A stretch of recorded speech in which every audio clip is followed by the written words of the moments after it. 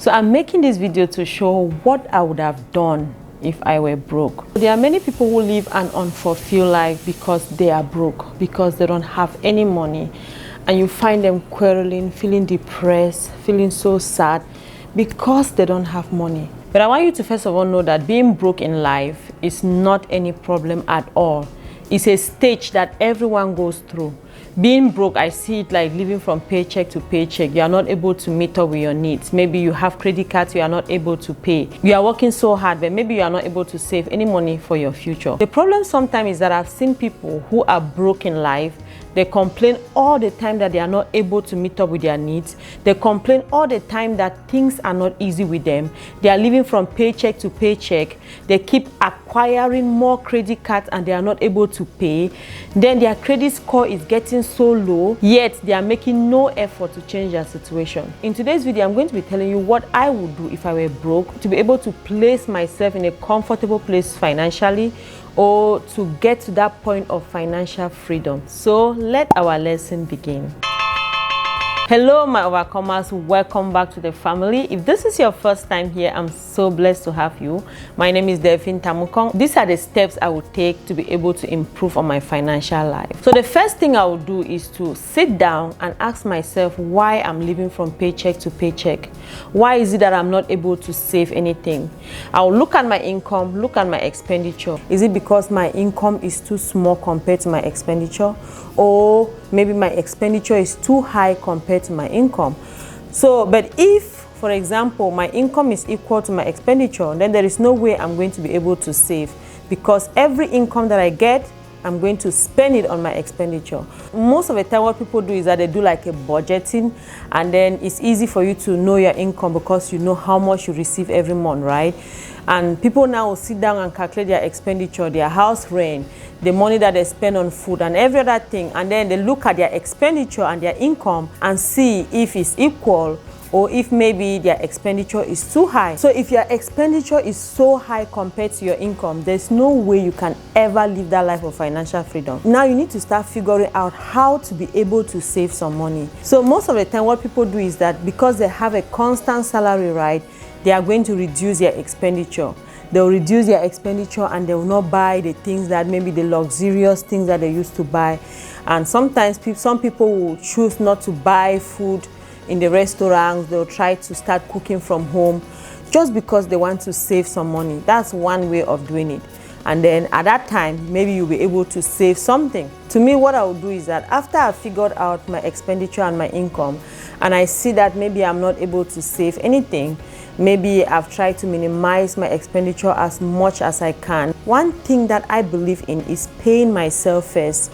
I don't want to ever be in that position where I'll work maybe $2,000 every month, and then I take that $2,000, pay for house rent, pay for all these bills, and I end up having nothing. I make sure that I save something for myself, which is a very good strategy that will encourage you. If you are not doing that, you make sure you are paying yourself first. You could decide that you'll be paying yourself 10%, of course, after you've taken out your tithe. You could decide that you'll be paying yourself 10% of that amount of money. You could decide that maybe you are not meeting up with your expenditures. You decide that you'll be saving maybe $100 every month. But that's something that you should do. You should never live your life without saving. If something happens, if there's an emergency, at least you have something that is being saved. You can't just stand in the middle of the road and you have $0, you have no money to support yourself. So from your job, make sure that you are saving something. So you can decide with your bank, maybe at the end of every month, that 10% just goes straight into your saving account and you are not touching it. You are just saving it, maybe for the days ahead. You can use that money to start an investment. You can use that money to start a business for yourself. But it is very important for you to make sure that you are saving some money every month for yourself. Third thing I will do is that I will start investing in myself. The best investment you can give yourself is investing in yourself. The knowledge I've acquired for all these years, no matter what, nobody can take this knowledge away from me. If, for example, today I lost everything and I have $0, I have nothing, but you know what I will not lose? I'll still have my knowledge with me. I'll have the business strategies that I've learned. I'll still have the knowledge to be able to write books and publish. I'll still have the knowledge to be able to start businesses from zero and rice, I'll still have that knowledge, because why? I have invested in myself. So at this point, what I would do is that I'll start investing in myself. I'm talking if I were broke and I'm starting from scratch, right? I'll start investing in myself. So at this point, I don't have money. If you go to YouTube, like you are watching this video now, on YouTube, you'll be able to see information to invest in yourself. With YouTube, you'll be able to get free information.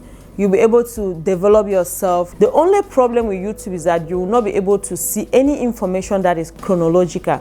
That's why people take courses, so that you will have information that is chronological and that you can easily see results. With YouTube, you will keep searching and searching and searching.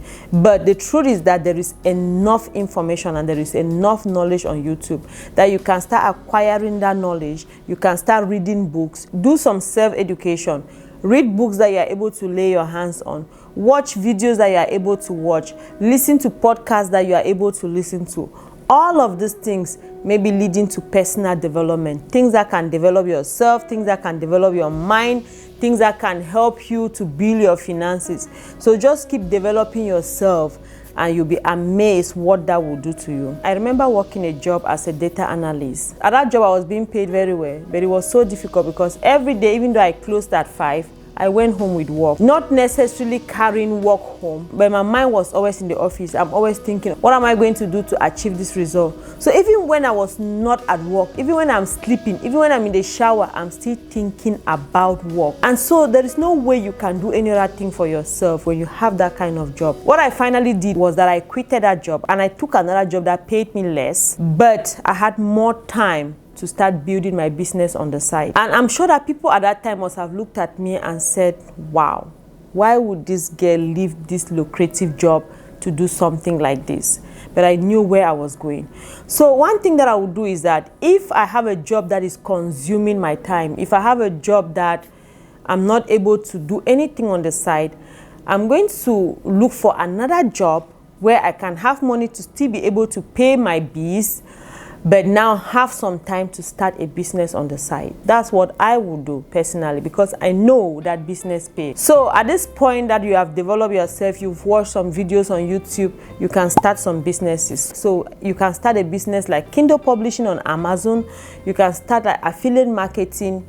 You can start those businesses that have low barrier to entry. At this point, when you start this business, first of all, you are developing your mind. You are training yourself how to do business. You are going to make so many mistakes on the way, but you will learn in the process. And if you publish a book, you can start publishing books. You can publish low content books. It takes very short period of time to make those books. Like especially school is starting soon. You see the demand for low content books increase. People will start buying books for their children to go to school. You can take advantage of that season, and I'll advise you to start with a pen name. Don't use your name. You can start with a pen name and be a brand from there. After some time, if you have gained experience and you know exactly what you are doing, you can now build your brand name. So I'll start those businesses on the side. So at this point, after I've started dipping myself in the waters, I've started testing how to do businesses online, the next thing I'll do, now from that saving, that money that I've been saving, I'll take a portion from there and invest in myself again and develop myself. I'll buy like a course. I'll buy a course that will teach me step by step how to be able to start a particular business. For example, if I were the one, I will start like Amazon FBA business. I'm saying this because I've tested it, I've proven it, and I know it works. After I take that course, I will start an Amazon FBA business. With Amazon FBA business, you know, you put in some time to be able to get the product, private label the product, ship it to Amazon. Amazon take charge over everything. Amazon will do the shipment, Amazon will do the fulfillment, Amazon will do everything with the product, and then you earn the money. You just have to check to make sure that your listing is not too low. As it's getting low, you reorder from the supplier and then send it again to Amazon, which is a very good business model. So at this point, when you start making enough money that is more than your day job, right? You start getting to that point where you can now quit your day job after you see that you are making enough money that is more than your day job. that is able to keep you, you can now quit your day job and put more effort in your business. I will personally still make sure I'm paying myself 10% from my business, and then I'll be investing the rest of the money into the business. And when I invest the money, you see that the profit will start doubling. So after I have enough money, then I'll start investing in stocks. And when you start investing in stocks, you start getting dividends. That's the most passive income that you can ever do in your life, because you just invest that amount of money. You don't do anything again. It will just keep growing. You keep having that dividend every month, and you can reinvest it back into the business, or you can put it in other businesses, and everything else will just become story. At this point, you've gotten to that financial freedom.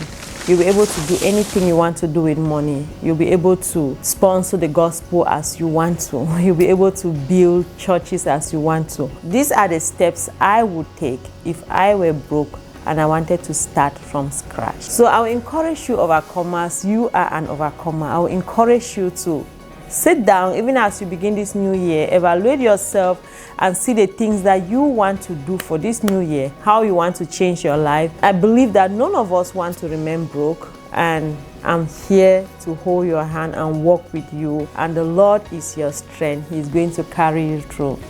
I just want to thank you again so much for watching this video to the end. I believe you must have learned something. Please let me know in the comment section, and like this video if you like it, and subscribe and become a part of the family.